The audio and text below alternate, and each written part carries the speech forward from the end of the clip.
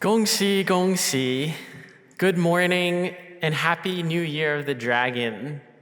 Congratulations on a coming year of prosperity, peace, and living into the might of the dragon. So, New Year's and new beginnings always prompt dreaming and coming up with goals for the new year. I myself have a lot of goals I want to achieve in the coming year. You might have seen the San Francisco Contemplarium announcement. It's an exciting, new, ambitious initiative, and there are so many things that I want to achieve and build and dream. So similar to what Kat was mentioning in her reflection, I feel I also have responsibilities to hurry to. And honestly, it feels nice to have them.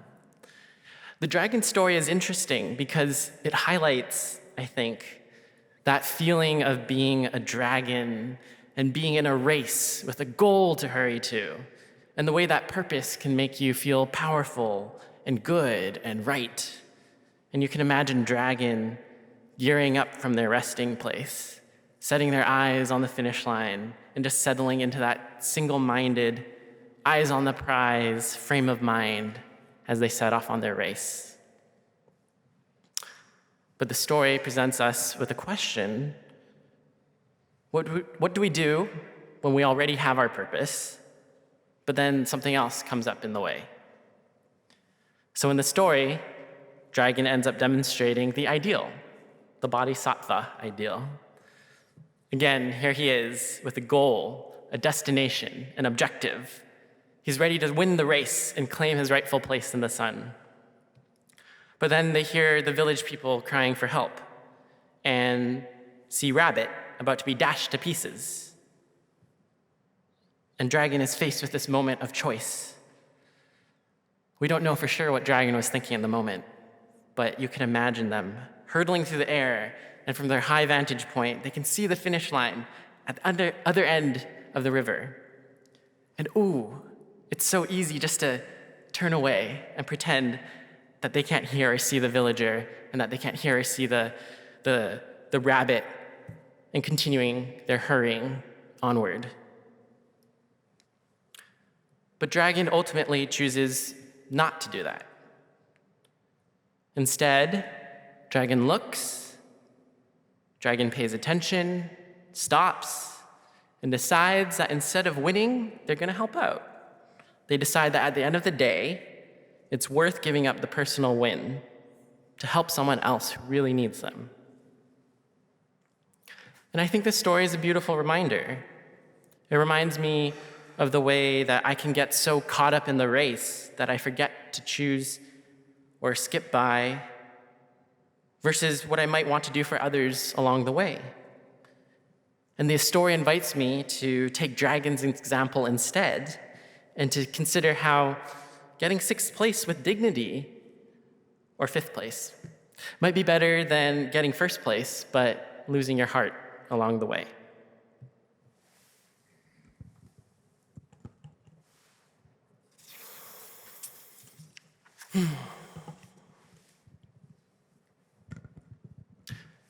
When I hear the story of Dragon and the celestial race, I think of the race that we all might be in our daily lives, in our goals from getting from point A to point B. And I think even more tangibly of getting from point A to point B physically. So I recently moved more into the center of the city, and I've started to go to more things in person, coming off the long tail of the pandemic. And I'm starting to walk around a lot more and having this experience of, okay, I have to get from point A to point B by this time. And in my own race from point A to point B, along the way, I bump into things that surprise and trouble me. I'm thinking in particular of one morning recently when I was coming home from the gym. I just finished a workout, and I was running late for a Zoom meeting at home, so I wanted to get straight home by the time the Zoom meeting started. But along the way, I noticed myself passing by folks who didn't look like they were in great condition in the streets, folks who seemed like they'd be cold, uncomfortable, folks who are just hanging out in conditions that really nobody deserves to be living in, and folks who are trapped in this systemic, ongoing, everyday suffering and injustice that we encounter every day. And so when I hear the story of the dragon's race, I think about and zoom in on this one moment in my own daily life where I'm walking down the sidewalk, running my own race to get home to the Zoom meeting, when something else presents itself to me, some evidence of ongoing suffering and injustice, something that's calling for some kind of action, calling for my attention, my compassion, calling for me to stop and say, this is not okay. But it's at this moment when I think about this sidewalk second. This is where the dragon ideal portrayed in the story seems so far away.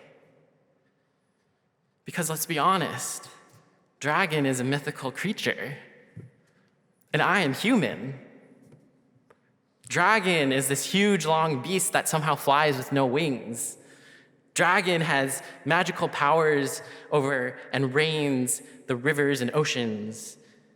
And similarly, mythically, dragon has this superhuman ability to give up the race, or at least the first place that he can easily win, in order to stop and rescue Rabbit or save the village.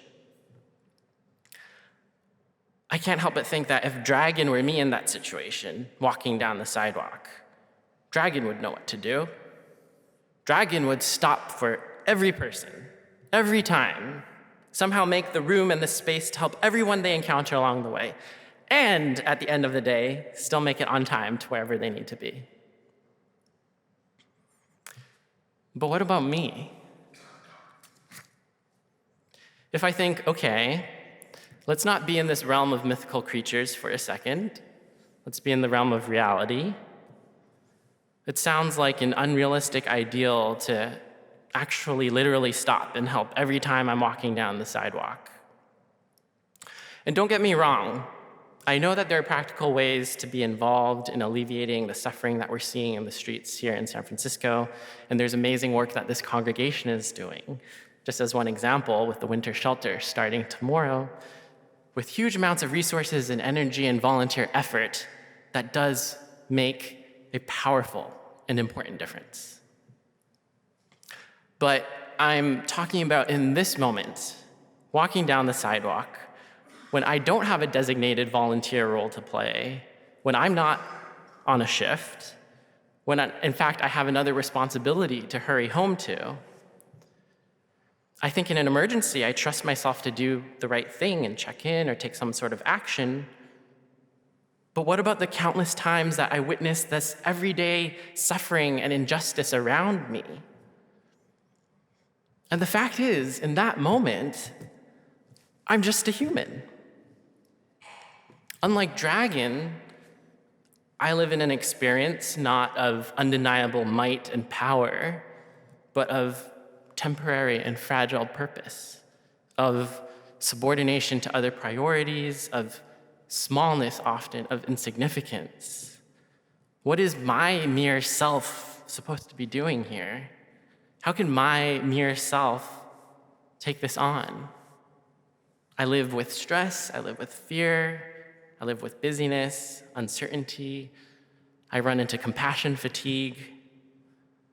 I can't fly. I have human skin. I don't have dragon scales. And I've also experienced what the danger of ignoring the reality of my human limitedness can look like. There are ways that helping others while sacrificing my own journey has been dangerous and unhealthy.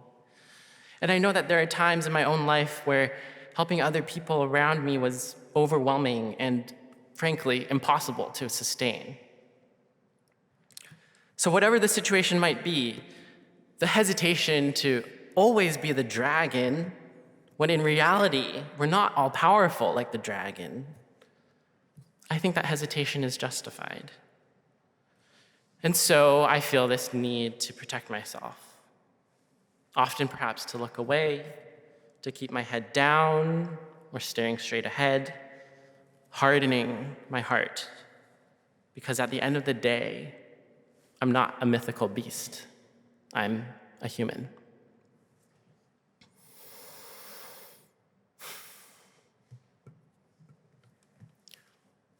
So I have this dilemma. On the one hand, I'm inspired by the story of Dragon. I'm inspired by the mythical possibility of helping from a place of power and confidence, of having this ability to save, someone who's always ready to help anyone and anything in need, regardless of what I might be doing at the moment. But on the other hand, I know the reality of being human, of turning away, of retracting inwardly, of trying to avoid seeing or acknowledging the suffering of others in order to protect my own heart. I was looking for some insight on this tension between this inspiring dragon impulse and this human one.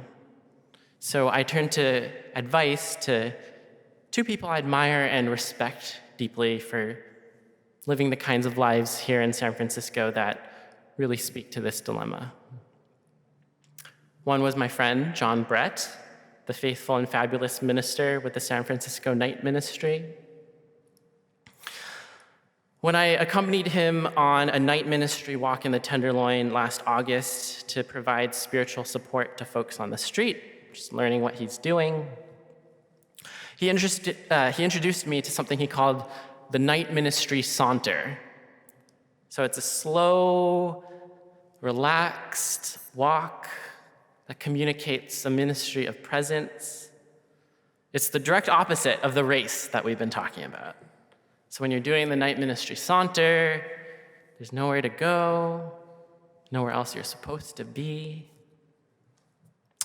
And as John recently told me, there's so much in life that communicates that we're busy.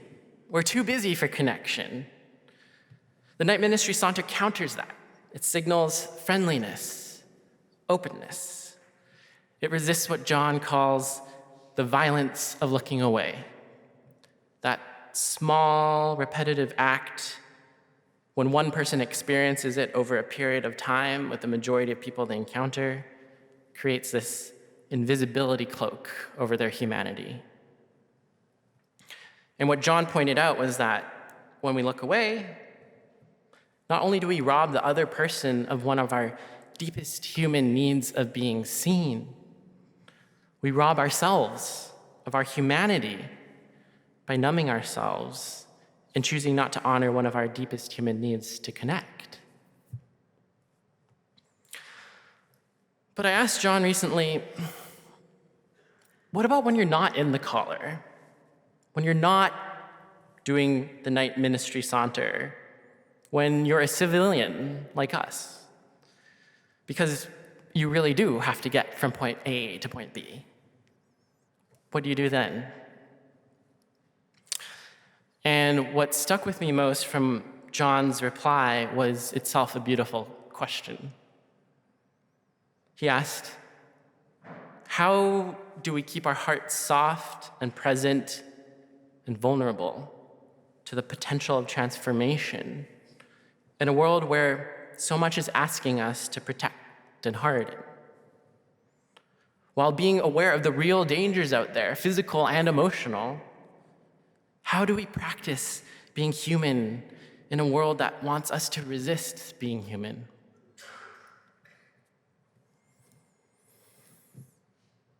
In seeking some answers to this question, I also turned to our very own Carmen Barsadi, co-founder of the Faithful Fools and the Tenderloin, worship associate here, who works with and for folks on the street and with a long history with this congregation, UUSF. In the fall, I did a street retreat with her and the Faithful Fools, where we took the time to wander the streets of the Tenderloin, to do as the Faithful Fool's mission statement says, discover our common humanity on the streets. And the purpose of the street retreat was to really notice the dialogue between ourselves, our own lives and needs and experiences, together with what we're experiencing outside of ourselves as we walk the streets. So Carmen called it a mirror to our reactions and responses to what we were seeing, and allowing us to start to ask how we can cultivate a way of being in the world where we pay attention to that two-way dialogue. It was a really remarkable experience for me, the street retreat, where for the first time, rather than rushing through the Tenderloin to get from point A to point B, I was able to look at and name some of the feelings I was experiencing as I took my time. Fear, discomfort, shame, disgust even. And begin the dialogue with how my inner world could be in relationship with the outside world that I was seeing. But then I still had this question. What about when we're not on a street retreat? Recently, I asked Carmen the same question I posed to John, as someone who lives and breathes the life of a faithful fool in the Tenderloin. What do you do in these moments when you have some other responsibility to hurry to? When you really do have to get from point A to point B, but you see something calling for your compassion, your attention? And of course, Carmen is walking by folks living on the street all the time. For every person she engages, she told me, there are hundreds in a day that she doesn't. It's just sheer impossibility. Of course, in an emergency, she trusts herself to check in if something doesn't look right, if there's an emergency. But knowing that she'll do this is important. But beyond that, in kind of the everyday experience of seeing the suffering and distress at that steady level, direct interaction isn't always the response that Carmen can give. So how, I asked, do you deal with passing by as a witness to this ongoing suffering and injustice? And one of the pieces of insight that Carmen offered really stuck with me. Some days, she said, she doesn't have it in her to care. But that's okay. What's important is to be honest about it. Often, she just has to say, right now, I can't respond to this. I can't take it in. But even when she does that, she will try to pause and give her heart some attention and ask something like, is what I'm seeing still not okay with me? My heart might be tired right now, but is this temporary? Or is it a more permanent crustiness that is taking over? Am I still feeling a disturbance around what I'm seeing, even as I can't respond to it at this time? Or has it begun to be replaced with indifference? And what I took away from this for myself is that sometimes we can't do this right now. I have to turn away.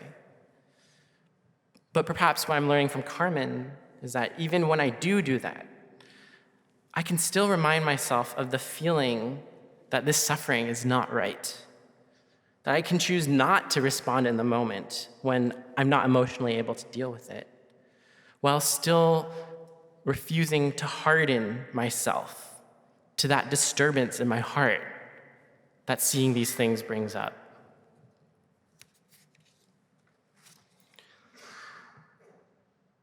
I'm reminded of Mencius's story of the child falling into the well.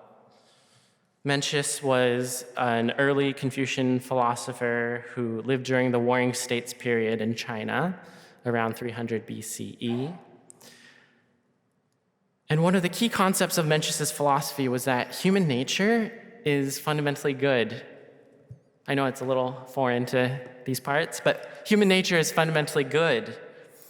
And as evidence of this, he describes this thought experiment in which you see a child sitting on the edge of a well, playing, and then all of a sudden, the child loses their balance and are about to fall into the well.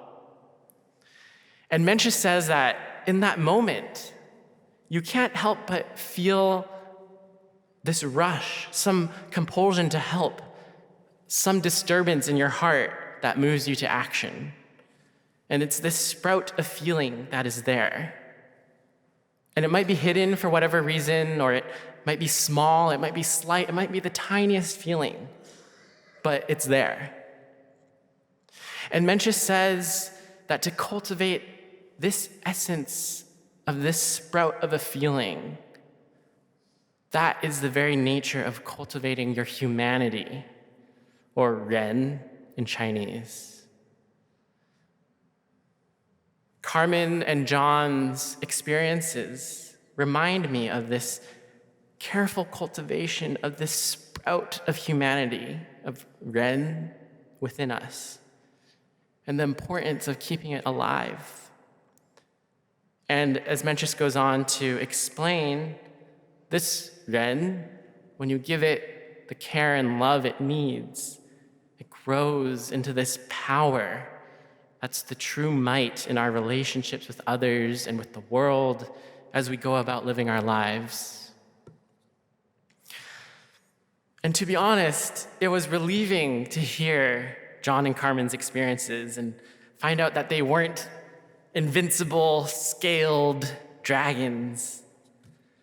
They intimately knew the fragility of our humanness and the importance of protecting ourselves. And they reminded me that I have every right and every prerogative and indeed responsibility to take care of myself. And also, at the same time, I can remember that a deep, deep, fundamental way to care for myself is to care for that tender sprout of humanity inside of me. For my heart to stay soft and hurt and sensitive to the injustice and suffering that I witness. So in that race I run, returning to that moment on the sidewalk, if I can't help in that moment, in that time, maybe I don't need to justify it or explain it away or harden my heart against the suffering to make it okay for me to do that. If that's what I need, I'm going to maybe at least look.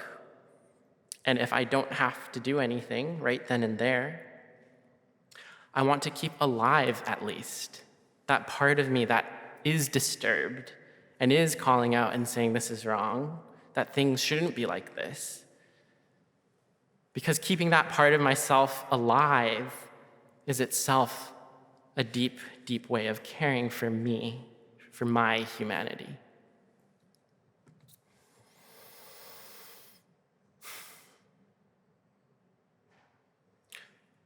I still think the story of the dragon is inspiring as a superhuman ideal. We need our heroes. We need our bodhisattvas. But you and I, we were never meant to be mythological creatures. We were meant to be human. And when I think about the might and the power of the dragon that we celebrate today, I still think that we live that dragon power, not through transcending our humanity, but by living into it, by embracing our limits and our soft human skin and our soft human hearts, because that's the very thing that will give us sustenance, the basis for the work that does need to be done, not by dragons, but by humans, not in one race, but in the long haul, not just on the streets, but in the many, many ways the world is calling out for help in our personal lives, in our public ones. So, as we welcome the Year of the Dragon, I invite us to consider how our might, how our power, how our dragon nature is there in all the times that we can save others, yes, and that is so important. And you should volunteer for the winter shelter. But also that dragon power is still there in the softness with which we hold our hearts, the humanity that we cultivate in ourselves, even in all the times that we can't help. So, to that power, in our finitude, in our humanity, in our softness, blessed be. Amen.